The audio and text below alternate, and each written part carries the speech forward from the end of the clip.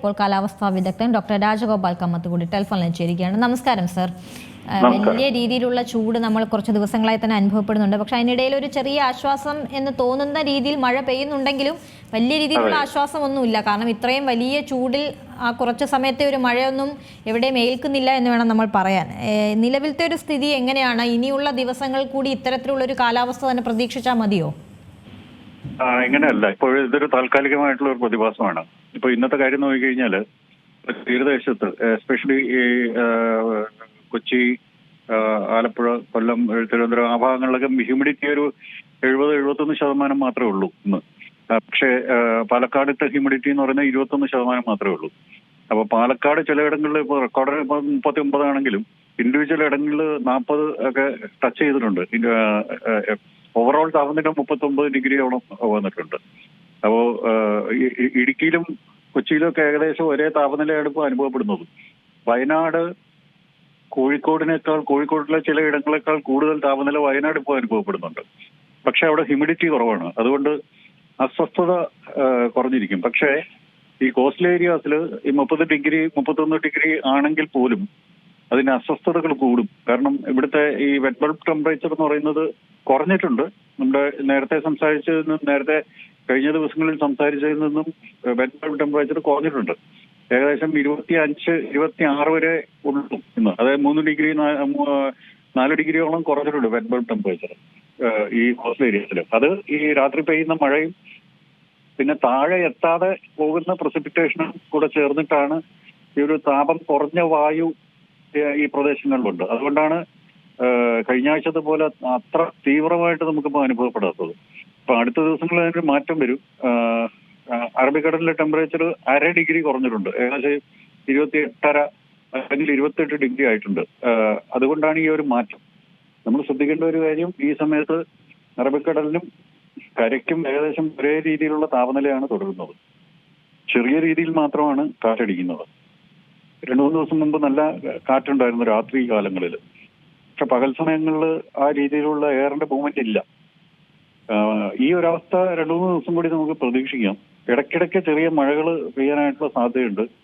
ഇത് ഈ ഒരു കാലാവസ്ഥാ ചക്രത്തിലെ സ്വാഭാവികമായിട്ടുണ്ടാകുന്ന ഒരു മാറ്റമാണ്. പക്ഷെ ഇതൊരു തുടർച്ചയായിട്ട് ഈ രീതിയിലുള്ള ഒരു അവസ്ഥ നിലനിൽക്കുമെന്ന് നമുക്കിപ്പോൾ പറയാൻ പറ്റത്തില്ല.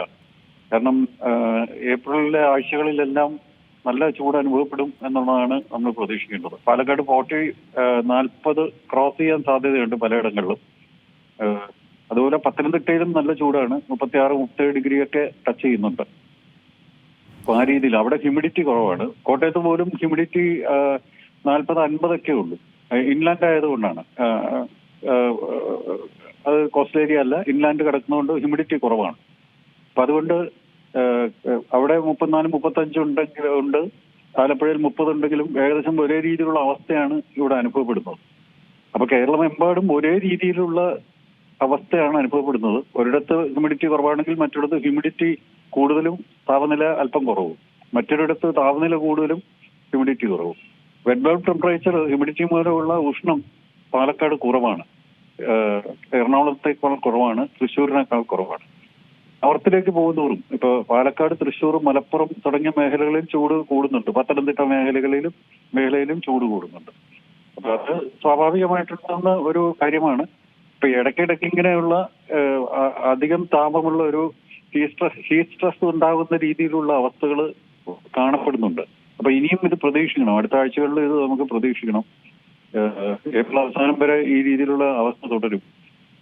പതിയെ മഴകൾ തുടങ്ങുകയാണെന്നുണ്ടെങ്കിൽ, ചെറിയ രീതിയിലുള്ള മഴകൾ തുടങ്ങുകയാണെങ്കിൽ അല്പം ആശ്വാസം ലഭിക്കും എന്നുള്ളതാണ് ഈ ഒരു അവസരത്തിൽ പറയാനുള്ളത്. 30 ദിവസം, അടുത്ത 4 ആഴ്ച എന്തായാലും നല്ല ചൂട് തന്നെ നമുക്ക് പ്രതീക്ഷിക്കണം.